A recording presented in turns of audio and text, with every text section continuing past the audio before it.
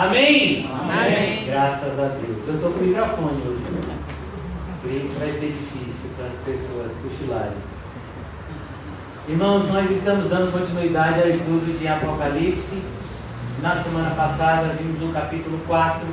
Hoje nós vamos meditar no capítulo 5. Como eu já havia dito na semana passada, o capítulo 4 trata do Deus Criador.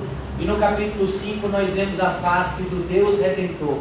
O capítulo 4 nos mostra o poder do Pai. O capítulo 5 nos mostra o poder do Filho. E foi justamente por isso que eu coloquei esse vídeo do pastor Hernandes Dias Lopes, que fala de Isaías 53, que fala a respeito da necessidade de Cristo morrer pelos nossos pecados. E é por isso que nós vamos ler o que nós vamos ler aqui no capítulo 5. Tudo o que nós lemos aqui no capítulo 5 está diretamente relacionado com o resultado daquilo que Cristo conquistou na cruz por nós, né? Vamos abrir, antes mesmo de nós entrarmos no capítulo 5 do Apocalipse, eu queria abrir com os irmãos em Filipenses capítulo 2, para que a gente entenda ainda mais acerca de tudo isso que Jesus Cristo conquistou na cruz e no seu sofrimento. Filipenses 2, a partir do versículo 5.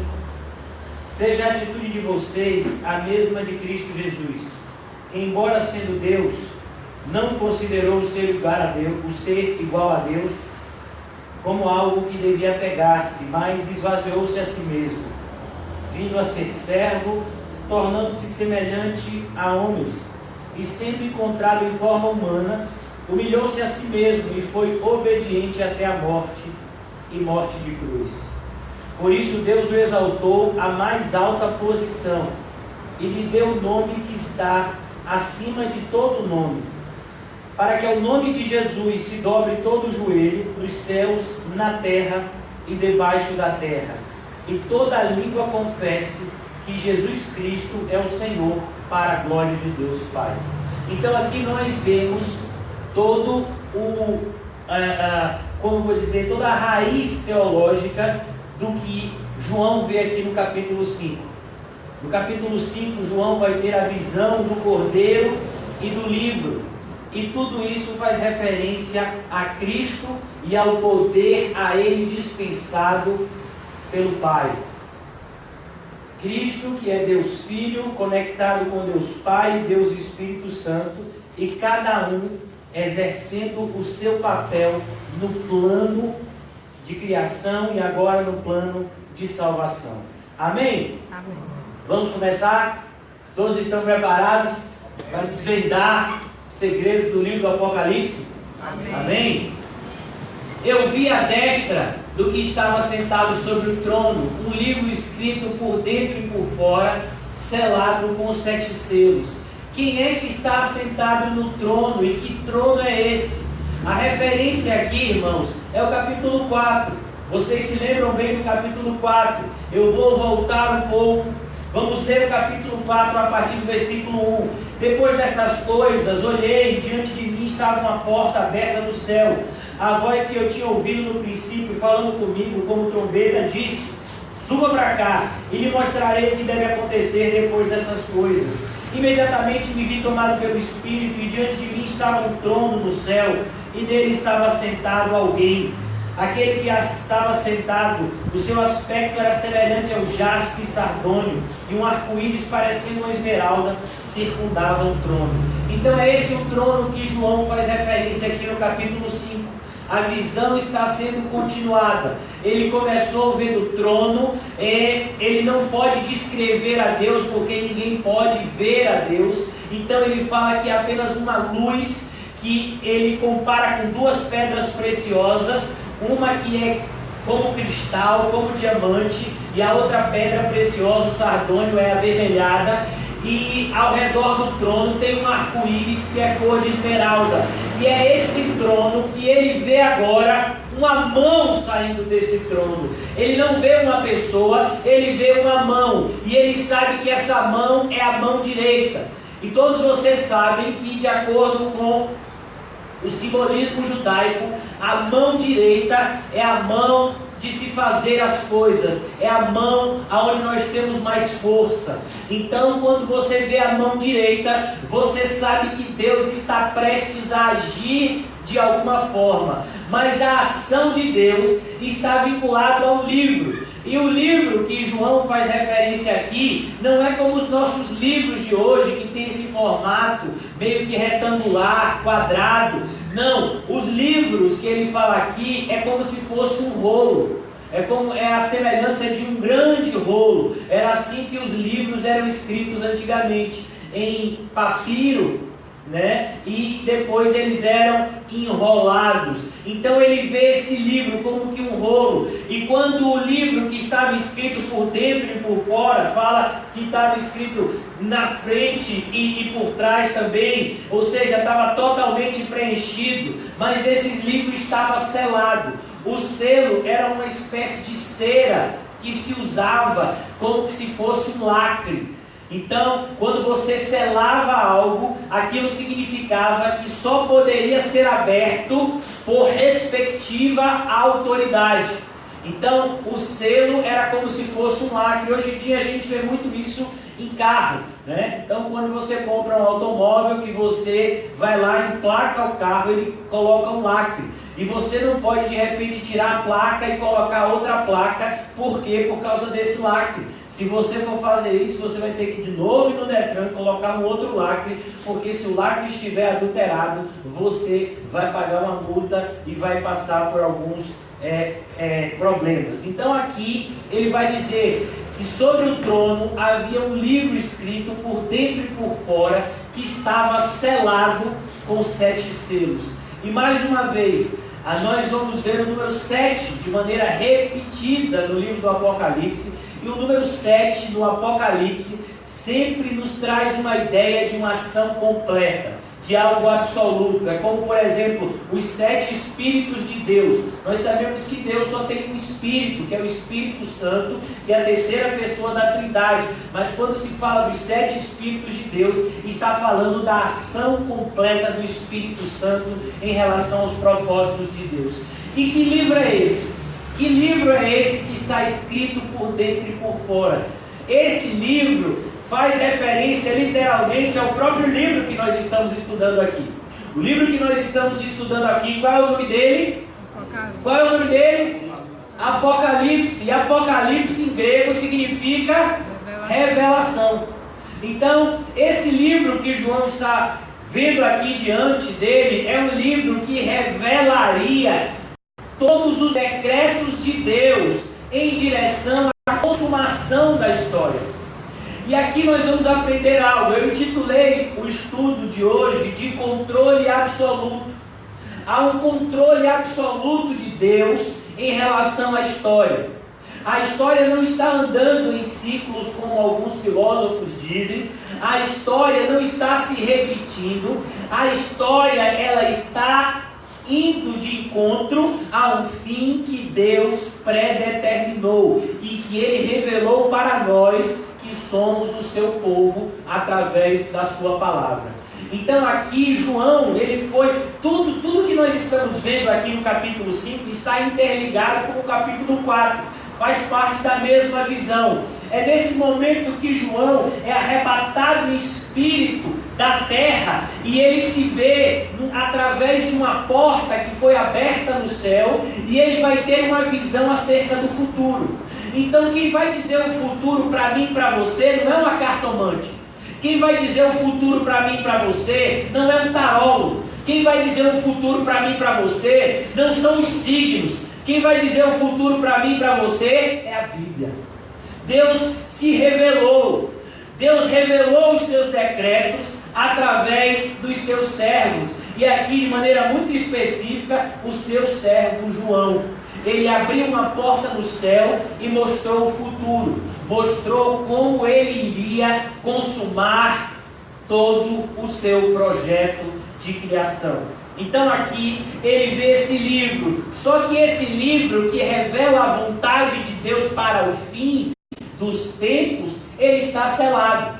E há 7 selos. que significa esses 7 selos? É que ele está completamente selado. Significa que ninguém tem nenhum acesso ao que está escrito nesse livro. E não tem como nenhum ser humano ter acesso ao que está escrito, porque ele tem 7 selos. Ele está completamente oculto a qualquer mente de um ser humano normal. E então, olha o que acontece. E viu um anjo forte, e essa expressão anjo forte faz referência à grandiosidade do anjo. Ele viu um anjo muito grande, bradando com grande voz: quem é digno de abrir o livro e de desatar os selos? Porque a grande questão é essa: há um livro. Esse livro revela a vontade de Deus, porque o livro está onde? O livro está à destra da mão de Deus. Está interligado diretamente ao agir de Deus. Esse livro revelaria o que Deus vai fazer por meio do seu braço forte. Mas a grande questão é que não há ninguém digno.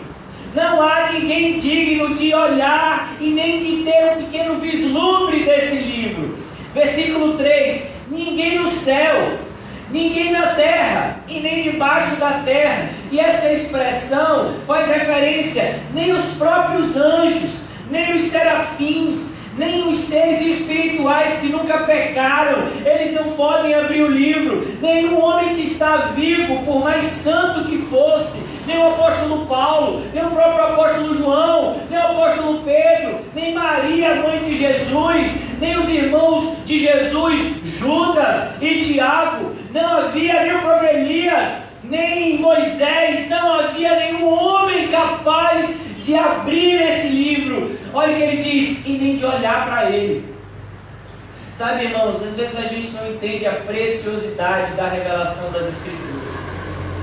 Eu queria fazer mais uma referência ao livro de Filipenses. Se você puder abrir comigo rapidamente em Filipenses, não mais no capítulo 2, mas agora no capítulo 3, e ver o que o apóstolo Paulo está dizendo aqui.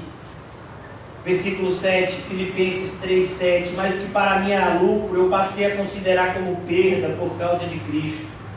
Mais do que isso, eu considero tudo como perda, comparado à suprema grandeza do conhecimento de Cristo Jesus, meu Senhor, por quem perdi todas as coisas, e as considero como esterco para ganhar a Cristo e ser encontrado nele, não tendo a minha própria justiça que procede da lei, mas que vem mediante a fé em Cristo Jesus, a justiça que procede de Deus e se baseia na fé. O apóstolo Paulo diz aqui no livro de Filipenses que tudo no mundo ele via como desnecessário. A única coisa para Paulo que tinha valor era isso, era a revelação de Deus. Paulo queria conhecer a Deus. Paulo queria conhecer os projetos de Deus. Paulo queria conhecer a vontade de Deus. E esse conhecimento só pode ser dado por intermédio de Cristo. Quando Cristo diz: eu sou a luz do mundo, Ele não está fazendo referência simplesmente a uma luz que ilumina algo. Ele está falando que Ele é aquele que traz o conhecimento de Deus e da vontade de Deus, que antes estava obscuro. Mesmo os homens de Deus do Antigo Testamento, ao olharem para a vontade de Deus, eles viam apenas a sombra de bens vindouros. Mas quando Cristo veio à terra e implantou o reino celestial, Ele nos deu um acesso nunca dantes possuído por homem algum, para que nós pudéssemos ver claramente qual seja a vontade boa, perfeita e agradável de Deus para nós.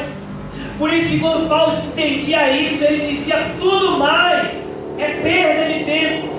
O importante é buscar, conhecer a vontade de Deus em Cristo Jesus. Eu preciso conhecer essa vontade. Eu preciso conhecer essa vontade. E a gente vê a mesma coisa aqui em João. João, ao observar esse livro, ele percebe de maneira muito clara que esse livro revela ou revelaria a vontade de Deus para o seu povo, a vontade de Deus em relação à sua criação, revelaria qual seria o desfecho que Deus daria ao mundo, como isso aconteceria. Mas a grande questão é que o livro está selado, E aquele anjo diz: olhe, ninguém não pode abrir e nem olhar o livro. Ele está dizendo: as pessoas não podem sequer dar uma espiadazinha no livro. Você não vai conseguir ver nenhuma palavra, nenhuma vírgula, porque ninguém é digno de saber qual seja a vontade de Deus. Nós não somos dignos de nada, irmãos. Já disse um dos pais da igreja que a maior dignidade que o ser humano pode alcançar é reconhecer a sua total indignidade. Nós vivemos em um tempo de apostasia espiritual e de total analfabetismo bíblico, onde os cristãos cantam músicas como restitui, eu quero de volta o que é meu. Você tem direito a nada, meu irmão. Se você está vestido hoje, se você se alimentou hoje, foi pela graça de Deus. Nem isso eu e você merecíamos. Eu e você merecíamos ser lançados no inferno. Se Deus fizesse isso hoje, Ele seria completamente justo. Porque por mais que hoje aqui nós estamos meditando na palavra de Deus, nós ainda somos seres pecadores, que só iremos para o céu mediante a graça e a misericórdia de Deus que nos alcançam em Cristo Jesus. Jamais encostaríamos na porta do céu se não fosse essa graça e essa misericórdia. Não temos nenhum tipo de mérito em nós mesmos e jamais teremos, porque nós nascemos com o pecado no nosso DNA. Nós nascemos inclinados a amar as coisas que Deus odeia e a odiar as coisas que Deus ama.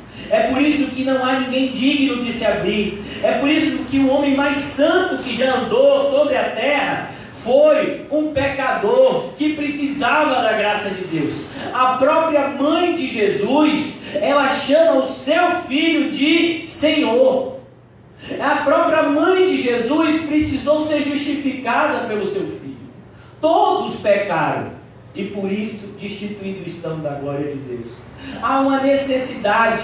Se você ainda não teve essa experiência com Deus e foi confrontado com os seus pecados, talvez você nunca tenha se convertido de fato.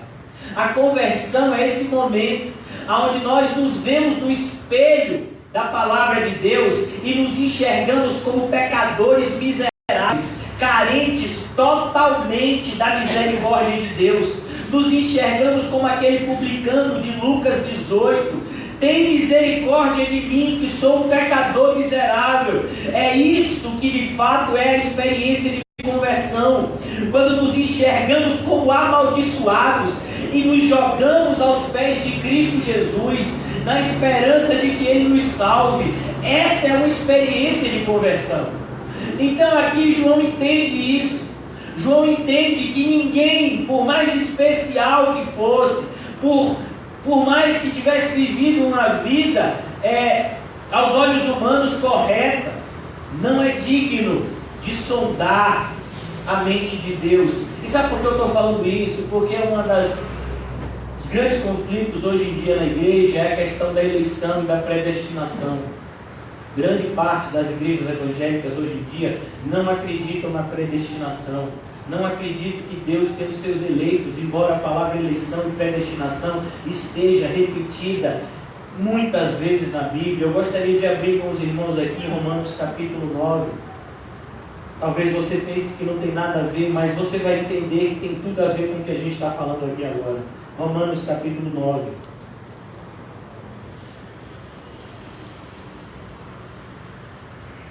O apóstolo Paulo, desde o capítulo 8, ele está apresentando o plano de salvação de Deus. Ele fala que todo aquele que Deus predestinou, que Ele chamou, Ele justificou, Ele glorificou. E agora aqui no capítulo 9, ele vai dizer, a partir do versículo 14, então o que diremos? Acaso Deus é injusto? E ele está falando justamente da eleição. E ele está antecipando o que os seus leitores diriam, o que muitos evangélicos dizem hoje: que injustiça! Então não, eu não concordo com esse Deus que você está me apresentando, não. Quer dizer que Ele escolheu uns e rejeitou outros? Será que Deus é injusto para fazer isso? A pergunta não é se Deus é injusto, a pergunta é: quem somos nós para julgar a justiça de Deus? Se Deus quis fazer assim, e revelou claramente que é assim que Ele vai fazer as coisas, Quem somos nós para justificar ou para tentar julgar a justiça de Deus? Por isso que Paulo diz: então que diremos? Acaso Deus é injusto? De maneira nenhuma, pois ele mesmo disse a Moisés: eu terei misericórdia de quem eu quiser ter misericórdia, eu terei compaixão de quem eu quiser ter compaixão. Você devia se sentir um privilegiado, irmão, por estar aqui hoje ouvindo a sã doutrina, a única palavra que pode te guiar pelo caminho de salvação. Você devia se sentir um privilegiado por andar pelo caminho estreito, por ter a oportunidade de segurar a sua cruz e de levá-la até a porta do céu. Você devia se sentir um privilegiado porque Deus não era obrigado a te salvar. Deus poderia fazer com você o que Ele está fazendo com a maior parte da humanidade. É o que está escrito em Romanos capítulo 1, Ele está deixando essas pessoas entregues aos seus próprios pecados.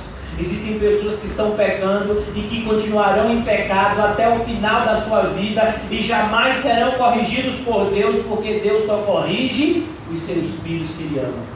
Mas a grande questão aqui, que tem a conexão com o Apocalipse 5, é o que nós vamos ver adiante.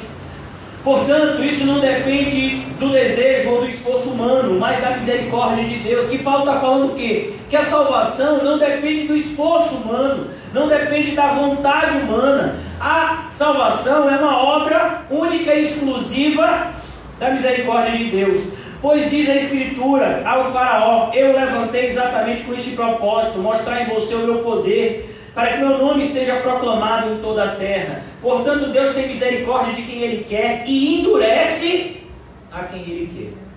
Mas a gente fica perplexo com o controle absoluto de Deus em relação à sua criação. Ele é aquele que está sob o controle dos vasos de misericórdia, mas também está no controle dos vasos de ira. E Ele diz: mas algum de vocês então dirá. Então Paulo já está como um bom professor, antevendo as perguntas que os ouvintes fariam quando estivesse lendo a carta. Então, por exemplo, quando a gente está dando uma aula, a gente já sabe mais ou menos qual vai ser a dúvida que vai surgir. Então Paulo já está antevendo isso. O próprio Paulo diz que Deus o separou como professor. Paulo tinha qualificações pedagógicas, como saber qual seria a reação dos ouvintes diante de uma aula, de um assunto polêmico. Então Paulo antevê as questões que iriam surgir na leitura da carta. E ele diz assim: mas alguns de vocês dirão, então por que Deus nos culpa? Pois quem resiste à sua vontade? Então Paulo os alunos diriam, os ouvintes da carta aos Romanos diriam: então qual é o problema? Então por que tem tanta pregação de se arrependa? Por que tanta pregação de que abandone o pecado? Por que tanta pregação que fica falando em relação a gente se esforçar? Não é Deus que manda em tudo? Se Deus quiser que eu viva uma vida santa, Ele vai agir, eu vou viver uma vida santa. Enquanto Ele não agir, eu vou estar vivendo no pecado. Essa é a mente de muitas pessoas que querem transformar a graça de Deus em libertinagem. Mas o próprio Paulo aqui responde da mesma maneira que nós vamos ver aqui em Apocalipse 5. Olha a resposta de Paulo: quem é você, homem, para questionar Deus? Paulo está dizendo, em relação à predestinação, em relação ao plano de Deus para a salvação do homem, nós não temos direito de questionar. Nós só podemos ir até onde Deus revelou. Deus revelou até aqui. Deus revelou que o plano de salvação é uma obra exclusiva dele. Deus revelou que Ele não salva os homens porque os homens são bons. Ele salva os homens porque Ele escolheu ser glorificado a partir da salvação de alguns, não de todos. E Ele escolheu que outros colherão fruto do seu pecado. Eles não vão colher injustiça de Deus, porque Deus jamais será injusto. Mas aqueles que forem lançados no inferno, serão lançados no inferno pela justiça de Deus, como resultado dos seus pecados. Agora, aqueles que vão para o céu, irão para o céu pela misericórdia de Deus. Porque ninguém é digno de ir para o céu e de passar a eternidade ao lado do Deus Criador. Por isso ele diz aqui: quem é você, homem, para questionar Deus? E aqui a gente vê a mesma coisa. O anjo está dizendo: não há ninguém no céu, na terra, debaixo da terra, que possa sondar a mente de Deus. Às vezes a gente fica querendo dar uma de Deus. E eu já conheci pessoas dizendo assim: pastor, uma vez uma senhora veio até mim e disse: olha, uma profetisa disse para mim que eu devia orar para Deus colocar uma enfermidade grave no meu marido. O que é que o senhor acha, pastor? Eu acho que a senhora, se quer ir para o inferno, está seguindo o caminho certo. Né? Não, mas é porque se não colocar... Ela teve uma visão que se ele não colocar, se Deus não colocar uma enfermidade mortal, ele jamais vai se converter. Irmã, eu expliquei para essa senhora, mesmo que Deus colocasse dezenas de enfermidades no seu marido, ele jamais iria se converter, porque a conversão não é por dor. Às vezes a gente escuta essa frasezinha de efeito: quem não vem pelo amor, vem pela dor. Meu filho, se converta. Isso não é frase de crente, não. Isso é frase de quem não estudou a Bíblia. Nós não estamos aqui pela nossa própria vontade. O próprio Senhor Jesus disse: ninguém pode vir a mim, senão se o Pai que está no céu não o trouxer, e eu o ressuscitarei no último dia. Se você está aqui, não é pelo amor nem pela dor, não. Você está aqui pela vontade exclusiva de Deus. Amém. Então, amadureça. Tenha uma mente bíblica. Pare de repetir frasezinha que você acha bonitinho. O que a gente tem que repetir são os versículos bíblicos. A nossa vida precisa estar alicerçada na palavra de Deus e não em frasezinhas que a gente ouve por aí e que não tem nenhuma base bíblica para isso. Então, o que a gente observa aqui em Romanos 9 e o que a gente observa aqui em Apocalipse 5 é que conhecer a mente do Senhor é algo totalmente impossível para o homem se Deus não se revelar. Você jamais vai conhecer a Bíblia se Deus não abrir a sua mente. O fato de você decorar alguns versículos, o fato de você, ler alguns comentários bíblicos, isso não significa que você está tendo um relacionamento pessoal com Deus. Ter um relacionamento pessoal com Deus é algo que vai além do nosso intelecto. Ter um relacionamento pessoal com Deus é estar conectado com Deus e estar olhando para o mundo, mas ao olhar para o mundo, nós enxergamos o mundo não como o mundo nos apresenta, mas como Deus nos diz que devemos enxergar. Por isso que nós falamos que olhar para o céu muda a nossa forma de enxergar o mundo. E aqui a gente vai ver isso. Ninguém no céu, nem na terra, nem debaixo da terra podia abrir nem olhar para ele. Eu quero fechar aqui para a gente descer para os outros versículos. Ninguém sabe a mente do Senhor. Aqueles que conhecem a vontade de Deus são aqueles que, pela misericórdia do Senhor, lhe foi revelado a palavra. Por isso que Paulo bate firme em um pedido que ele faz em tom de juramento para Timóteo, no último capítulo da última carta que ele escreve, 2 de Timóteo 4, ele diz: eu conjuro-te diante de Deus, Timóteo. Timóteo, eu estou lhe dizendo, eu estou indo para o céu, você vai ficar aqui, eu quero que você, diante de Deus, faça esse juramento comigo, prega a palavra. Somente a palavra de Deus revela a vontade de Deus. Nós vivemos em um tempo onde cada esquina você vai encontrar um profeta que diz que teve um sonho. Por isso que eu não dou crédito a sonhos. Então, a pessoa diz: pastor, eu sonhei que eu estava com dor de barriga. E aí, o que é que o senhor acha? Eu acho que você tem que tomar cuidado com o que você vai comer. Então, pastor, eu sonhei que um avião caía. O que é que você acha? Ô, meu filho, eu não sei, eu não sou controlador de voo, vamos orar, né? Então, a gente tem que se firmar na palavra. Eu não digo, irmãos, que Deus não possa testificar algo de forma pessoal na sua vida, através de um sonho, mas não fixe a sua vida de acordo com visões e revelações que talvez você mesmo receba, ou outros recebam no seu nome, mas fundamente a sua vida na palavra de Deus, porque se você assim o fizer, jamais você será abalado. Lâmpada para os nossos pés é a palavra e luz para o nosso caminho. Se nós estivermos sendo guiados pela palavra de Deus, nós jamais estaremos perdidos. Então, a gente olha aqui, qual a reação de um homem de Deus quando ele não consegue entender a vontade de Deus? Ele faz o quê? Ele chora, sabe? Você devia chorar. Eu vejo às vezes pessoas que assim, não lê a Bíblia, não tem nenhum desejo de ler a Bíblia, não conhece a palavra, não tem desejo de conhecer. Eu falo, meu Deus, essa pessoa não é crente, não pode ser crente. Porque o crente, ele tem um desejo quase que incontrolável de conhecer a Bíblia.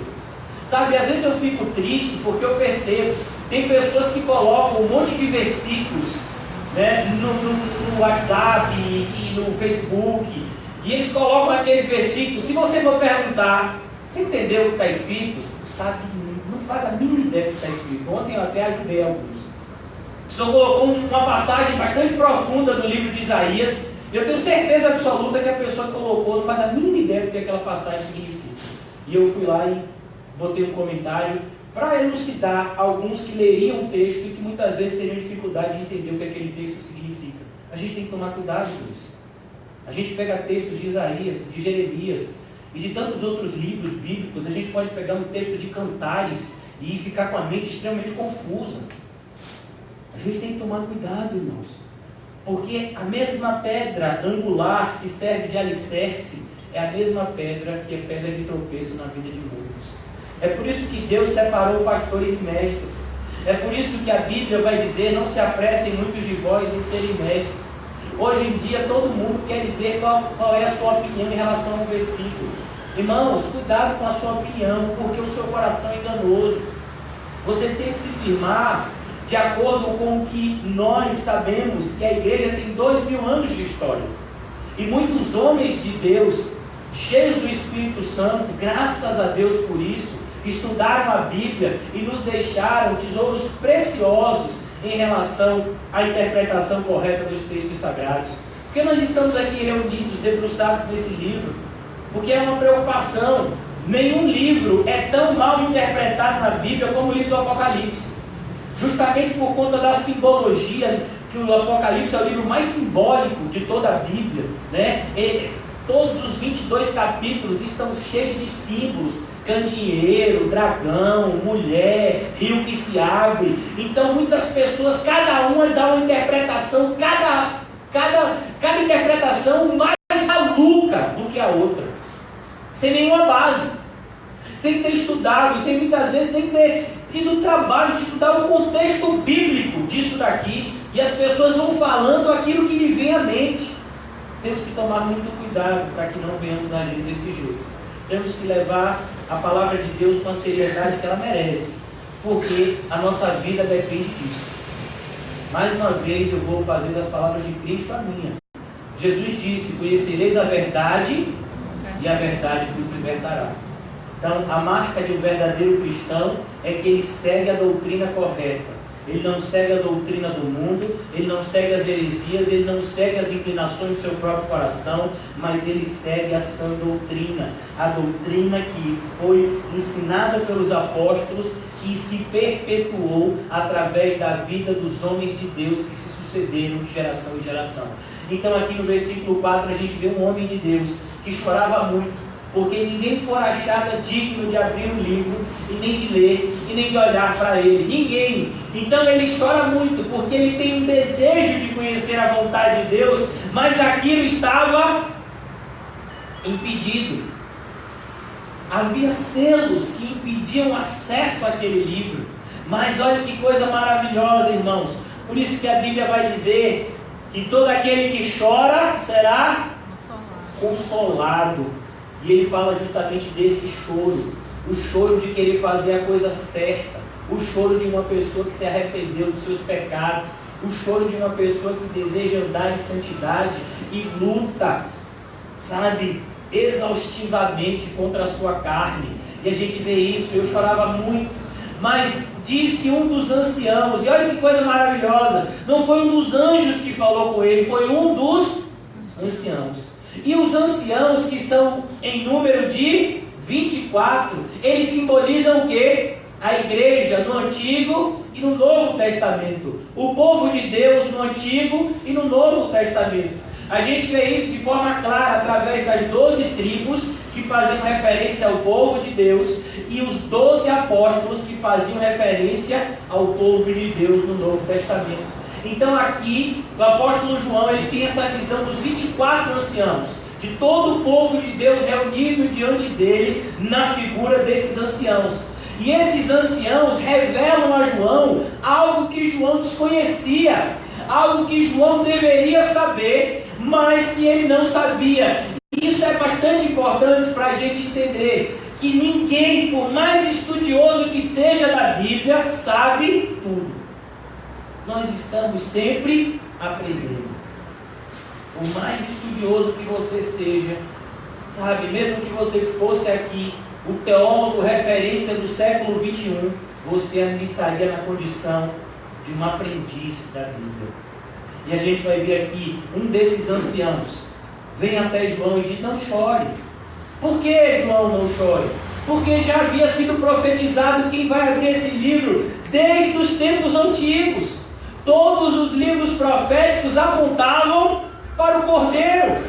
Todos os livros proféticos e o próprio Senhor Jesus havia dito aos seus discípulos: eis que todo o poder no céu e na terra foi entregue nas minhas mãos, e eu estarei com vocês até a consumação dos séculos. Ele já havia dito que antes que Abraão existisse, eu sou. E agora, João, ele é lembrado por um dos anciãos que simbolizam o quê? A igreja. Não chore, João, eis que o leão da tribo de Judá. E essa referência do leão da tribo de Judá traz a gente há anos atrás, quando Jacó vai abençoar os seus filhos.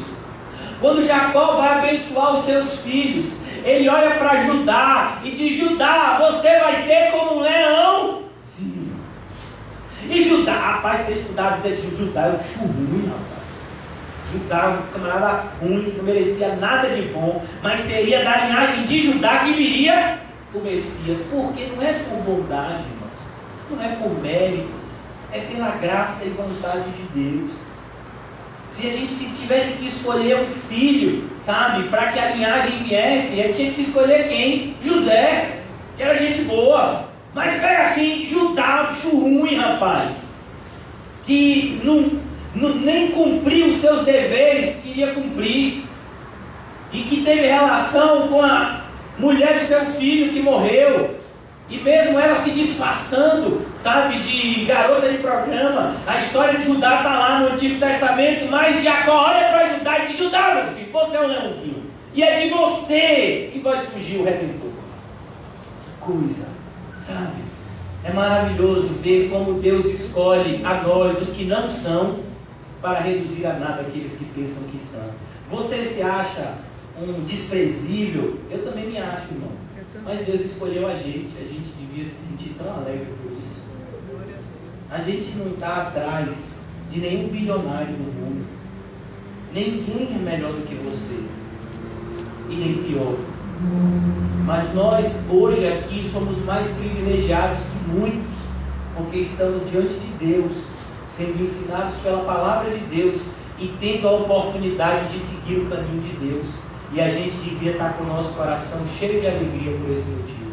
Então a gente olha para aqui e diz: não chores, eis que o leão da tribo de Judá, a raiz de Davi, que venceu. E ele venceu como, irmãos? Como foi que Cristo venceu? Cristo venceu na cruz, quando ele disse a tão famosa frase, ou a tão famosa palavra, tetelestai, está consumado, a vitória sobre o pecado.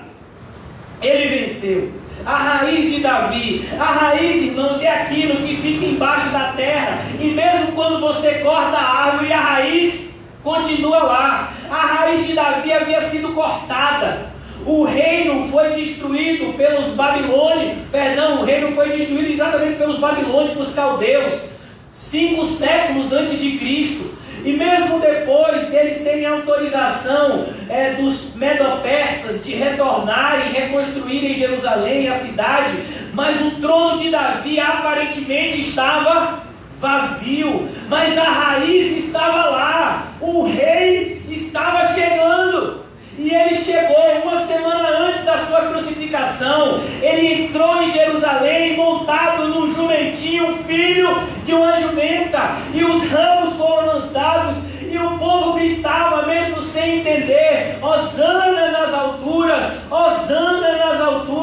Bendito seja aquele que vem em nome do Senhor. Isso tudo era a raiz de Davi, que estava agora florescendo novamente. A árvore de Davi havia sido cortada, mas a raiz estava lá. E ela floresceu. Quando Cristo foi questionado por Pilatos acerca do reino dele, ele disse: eu sou rei, mas o meu reino não é desta terra.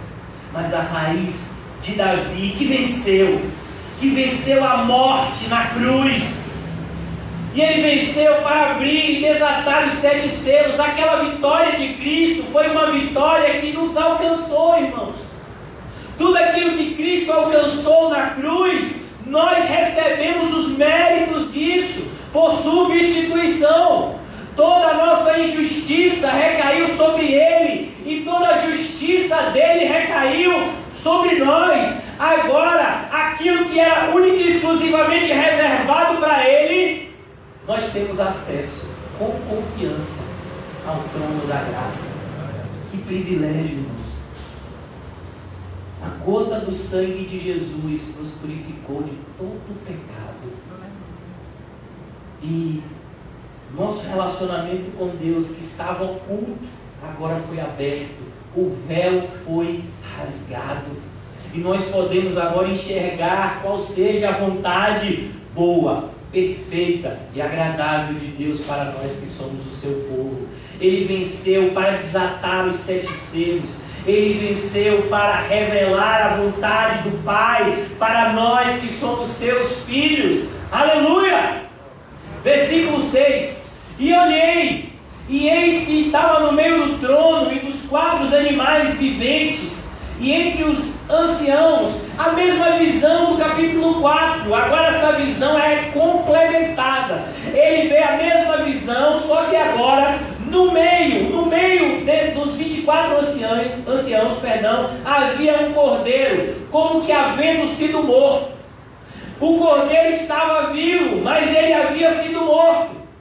Eu não sei qual foi a referência que João usou. Talvez tivesse uma marca de degola aqui, porque o cordeiro antigamente era imolado assim. Se fazia um corte aqui, inclusive para que todo o sangue fosse retirado, porque parte do sangue era usado nos rituais de purificação. Aquele sangue do cordeiro era usado para purificar não somente os utensílios, mas para purificar todo o povo. Então ele entende, aquele cordeiro que ele estava vendo ali, havia um leão, mas ele é um cordeiro. Aquele cordeiro que João diz: eis o cordeiro de Deus que tira o pecado do mundo. Ele havia sido morto, mas ele estava agora vivo. Essa é a visão clara que ele vê. Ele não vê um leão, mas ele vê um simples cordeiro. E o cordeiro, irmãos, é o animal mais frágil de todos.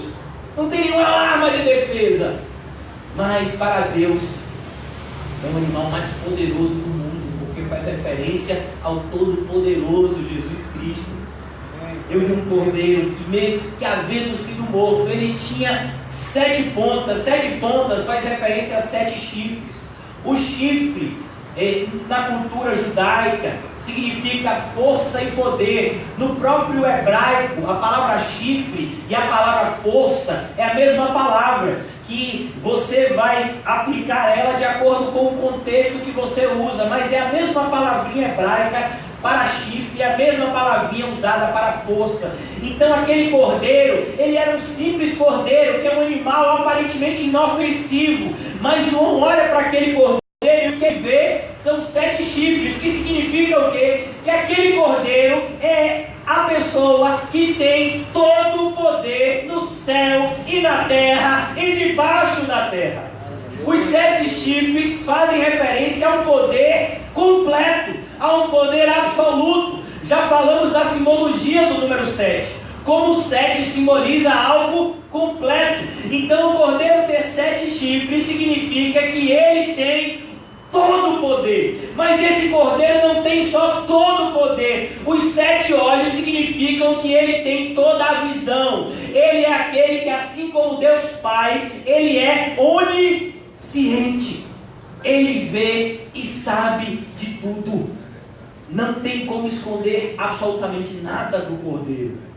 O cordeiro é aquele que olhou para a mulher que foi pega em flagrante adultério e disse para a multidão que atire a pedra aquele que não tiver pecado. O cordeiro é aquele que sabe de tudo, que mesmo diante de um fariseu que estava pensando mal dele, porque uma prostituta estava lavando os seus pés com as lágrimas, enxugando com o cabelo, ele estava pensando, somente pensando, esse mestre Jesus não deve ser um bom mestre, porque senão ele saberia que a mulher que está lavando os pés dele com a lágrima é uma prostituta, e ele a mandaria embora. E Jesus, ele sabia o que aquele homem pensava, porque ele é aquele que é onisciente, assim como o Pai. Os mesmos atributos do Pai também possui o Filho.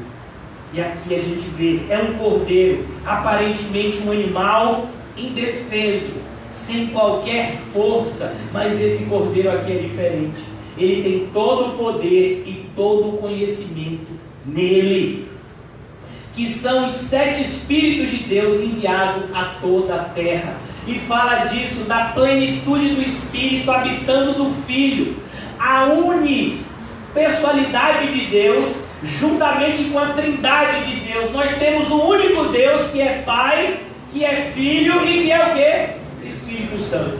O Espírito Santo não é uma força que opera a vontade de Deus, mas o Espírito Santo é Deus. E aqui a gente vai ver a participação dele, os 7 Espíritos de Deus enviados da terra, o Espírito Santo agindo por intermédio de Cristo de forma total. E veio e tomou o livro da destra que estava sentado no trono. É a ousadia do Filho de pegar aquilo que o Pai deu a ele. A Bíblia vai dizer que todo o poder o Pai deu ao Filho, até que o Filho colocasse todos os seus inimigos como estrado sobre os seus pés. Até a consumação de tudo, todo o poder do universo foi entregue ao Pai nas mãos do Filho. O Pai escolheu fazer disso. E por conta disso, o Filho é o único que tem condição de tomar o livro e de abrir os selos. Que maravilha, irmãos! Esse Todo-Poderoso é o nosso pastor. Olha que moral, sabe? Ele não é somente o nosso pastor, ele é o nosso irmão mais velho. Ele é o nosso alimento, o pão vivo que desce do céu. Ele é a água que sacia a nossa sede. Ele é aquele que morreu por nós e já provou todo o amor que ele sente por nós. Ele não precisa provar mais amor, ele já o fez. Versículo 8: e havendo tomado o livro, os 4 animais e os 24 anciãos, isso simboliza toda a criação de Deus, tanto relacionado aos aspectos ao reino animal, ao reino natural, mas ao reino humano também. Toda a criação de Deus prostraram-se diante do Cordeiro. Aqui a gente vai entender que a mesma honra que é dada ao Pai é a mesma honra que deve ser dada ao Filho. A gente vai ver que existem grupos que se professam evangélicos que colocam Cristo como um Deus menor, como uma criatura que Deus fez. Mas a Bíblia não nos autoriza a andar nessa direção. A Bíblia diz que a mesma glória que é dada ao Pai deve ser dada também ao Filho. Então, do mesmo jeito que no capítulo 4, os 6, todos eles, 24 anciãos, os 6, se prostravam diante de Deus, diante daquele que estava no trono, Cordeiro, a conexão clara entre o capítulo 4 e o 5. E havendo tomado o livro, quando ele tomou o livro, os 4 animais, os 24 anciãos, prostraram-se diante do Cordeiro, tendo todos eles harpas e salvas de ouro, cheias de incenso, que são as orações do santo. Irmãos, tem gente que não tem o que fazer. Recentemente, uma pessoa me ligou para tirar uma dúvida assim, sabe? Uma dúvida mortal. Eu disse: o que foi, meu filho? Pastor, me diga aí, onde é que tem na Bíblia que no louvor a gente usa instrumento? Meu Deus, é tanta coisa para a pessoa estudar na Bíblia. Ele quer saber se pode louvar com instrumento musical. Não, porque eu sei que tem instrumento no Antigo Testamento. Mas no Novo Testamento, os louvores são todos só de voz, assim, não se usa instrumento nenhum, né? Eu disse, não é não, meu filho. A gente pode louvar com instrumento e sem instrumento.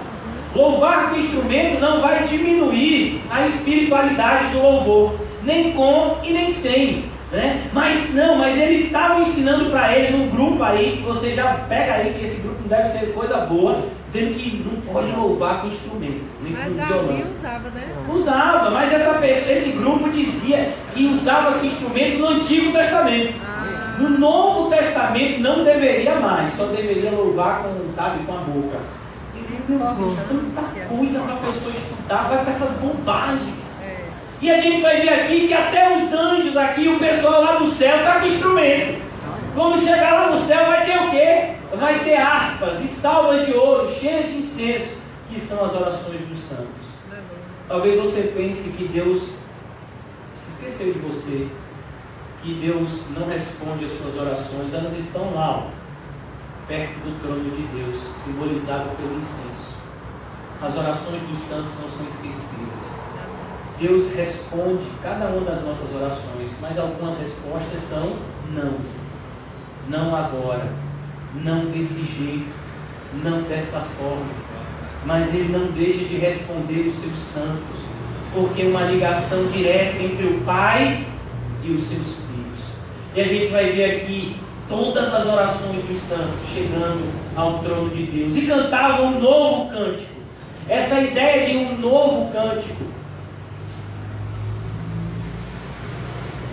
mostra que eles estão agora falando algo que antes eles não podiam falar.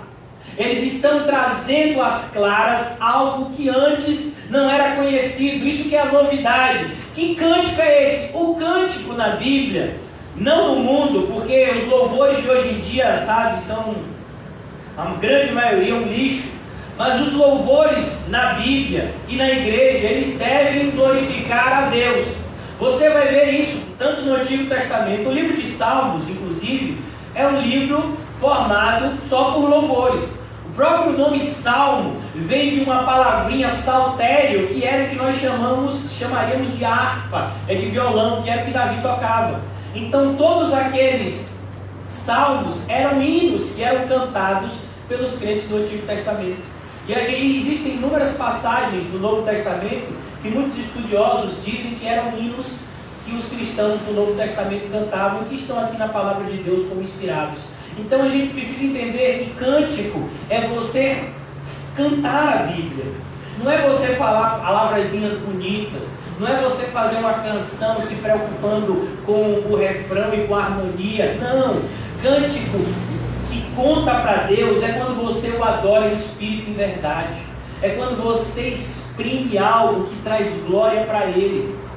Então aqui a gente vai ver que cantava um cântico novo, dizendo: digno és de tomar o livro e de abrir os seus selos, porque foste morto e com teu sangue nos compraste para Deus.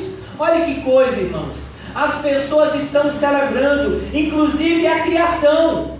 A criação, ela precisou também ser salva, porque em Adão o mundo estava debaixo de maldição. É isso que está escrito em Gênesis capítulo 3: maldito seja a terra, de porteira fechada. O pecado amaldiçoou o mundo inteiro, inclusive a criação. E agora o sangue de Jesus, ele vai remir não somente o povo, mas toda a criação de Deus. E aí a gente vai ver que toda a criação se prostra e vai dizer: com teu sangue compraste para Deus pessoas de todo tribo, língua, povo e nação. Essa referência do número 4 faz ideia da ação completa de Deus em relação à sua criação. Os 4 cantos do mundo. Muitas pessoas falam essa bobagem de falar em língua estranha. Muitas pessoas são entregues a uma espécie de misticismo medieval nas igrejas de hoje. Mas, irmãos, Deus te chamou para que você tenha uma mente racional e não para que você se entregue a um misticismo, irracional. A Bíblia vai dizer que nós prestamos a Deus um culto racional e não irracional. Então, os idiomas diferentes são necessários para quê? Para a comunicação do Evangelho. porque Deus escolheu pessoas de todas as tribos, línguas, povos e nação. A salvação não estava mais presa somente ao povo de Israel. A salvação não era algo exclusivo somente aos descendentes consanguíneos de Abraão. A salvação, o plano de Deus, estava agora sendo revelado como um plano em escala mundial. Deus havia havia escolhido pessoas dos 4 cantos do mundo, dos mais diversos povos, das mais diversas etnias, dos mais diversos dialetos. Deus havia escolhido pessoas e o Evangelho necessariamente deveria alcançá-las nesse projeto de salvação de Deus. É por isso que Jesus vai dizer no seu sermão escatológico de Mateus 24 que o Evangelho será pregado no mundo inteiro antes da sua volta. E aqui a gente vai ver, eu já estou concluindo, a minha hora já está dando aqui. Versículo 10: e para o nosso Deus nos fizestes reis e sacerdotes e reinaremos sobre toda a terra. Jesus nos comprou, mas Ele não nos comprou para que nós ficássemos a servi-lo simplesmente como escravos. Se Ele fizesse isso, já seria bom. Mas Ele nos comprou e nos fez reis e sacerdotes. E esse significado de reis e sacerdotes faz referência ao Antigo Testamento. Os reis eram aqueles que tinham poder para governar o povo. Os sacerdotes eram aqueles que faziam intercessão entre o povo e Deus. E agora, nós todos fazemos parte do plano de Deus para governar a sua criação. Nós todos agora temos um relacionamento para com Deus. Todos nós somos sacerdotes. Antigamente só os sacerdotes podiam se relacionar com Deus. Agora todos nós somos sacerdotes e podemos nos relacionar com Deus sem medo. E reinaremos junto com Ele sobre toda a terra. Essa dá essa ideia de governo. Deus nos permite reinar juntamente com Ele. Faz a ideia da harmonia. Porque é impossível para o homem reinar aqui na terra sem Cristo, porque a vontade do homem sempre seria contrária à vontade de Deus. Mas quando nós estivermos completamente, quando o pecado estiver sido totalmente destruído, a vontade de Deus e a nossa será uma coisa só. Então, o mesmo reinar de Deus será o nosso reinado.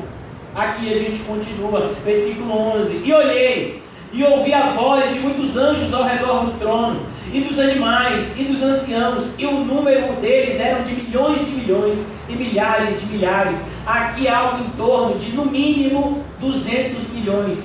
Segundo o idioma original aqui, essa ideia de milhares, milhões e milhões, está falando em algo maior do que 2 centenas de milhões. Então é algo muito grande.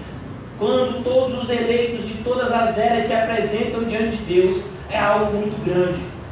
E que com grande voz diziam: digno é o Cordeiro que foi morto de receber poder, riqueza, sabedoria, força, honra, glória e ações de graça. Mais uma vez, a mesma honra que é dada ao Pai é dada ao Filho. Assim como o Pai, o Filho é aquele que tem todo o poder, é aquele que tem toda a riqueza e sabedoria e força, honra, glória e merece todas as ações de graça possíveis.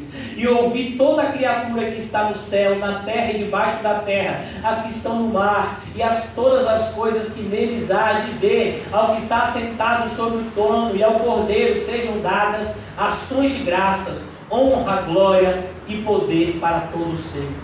Toda a criação se prostrando a Deus. A mesma coisa que Paulo havia dito anos antes: todo joelho se dobrará e toda língua confessará que Jesus Cristo é o Senhor. E a gente vê aqui o cumprimento na visão do apóstolo João aqui em Apocalipse. Todo mundo se prostrando diante do Cordeiro, daquele que foi morto e voltou a viver. Ele é digno, só Ele é digno. Irmãos, nós precisamos lembrar de Cristo. Se fala muito pouco de Cristo hoje nas igrejas. Cristo é praticamente esquecido na maioria das igrejas. As pessoas preferem falar de Abraão, de Isaac, de Jacó. As pessoas preferem falar de Davi e os seus feitos.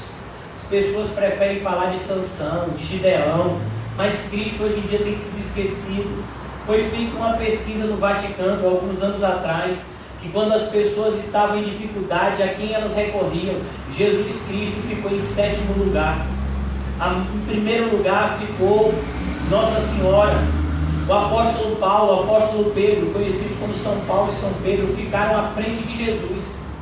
É uma insanidade o que a gente vê hoje em dia nas igrejas.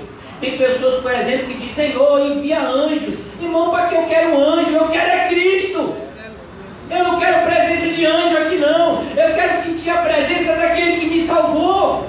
Porque Ele me disse que todas as vezes que nós nos reuniríamos no nome dEle, Ele estaria onde, meu irmão?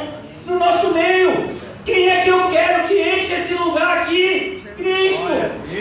Se nós estamos correndo a carreira, nós temos que estar olhando para quem? Para Cristo, o autor e consumador da nossa fé. Mas hoje em dia se fala de qualquer coisa na igreja, menos de Cristo. Parece que Cristo não é digno de nada. Ele não merece nem as nossas orações e nem os nossos louvores.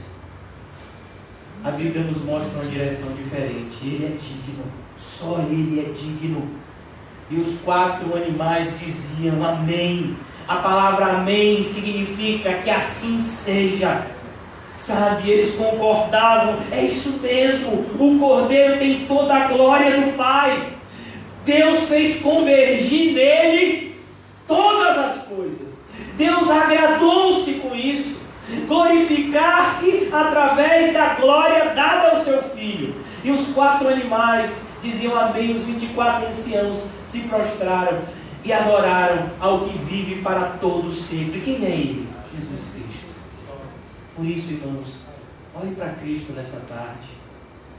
Fechemos os nossos olhos. Vamos orar. Senhor, muito obrigado por essa oportunidade.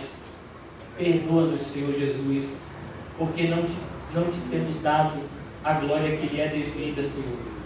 Muitas vezes nos dedicamos e nos inclinamos ao estudo de tantas coisas desnecessárias, quando na verdade deveríamos estar te buscando, Senhor. Tu que és o autor e consumador da nossa fé, ajuda-nos, Senhor, a jamais esquecer dos teus feitos, Senhor, que nos alcançaram e nos salvaram, Senhor. Perdoa, Senhor, a nossa negligência em te adorar. Perdoa, Senhor, a nossa negligência em pregar a tua mensagem e em disseminar o teu evangelho. Nos ajuda nessa tarde, Senhor, a sermos teus discípulos e a propagarmos, Senhor, as tuas mensagens de maneira clara, aonde assim o Senhor nos soprar, Senhor. Derrama da tua graça nessa tarde e nos faz participantes dela, Senhor. Que seja sentido de todos e sabido por todos que o Senhor nos visitou e que nós somos teus, Senhor Jesus, pois o Senhor nos compraste. Nos ajuda, Senhor, a cada vez mais viver cada segundo da nossa vida para a tua glória, Senhor. Em nome de Jesus, amém e graças a Deus. Irmão, saúde-se com o movimento santo e diga ao seu irmão: o caminho é estreito, mas ele leva para o céu. Amém, meu irmão?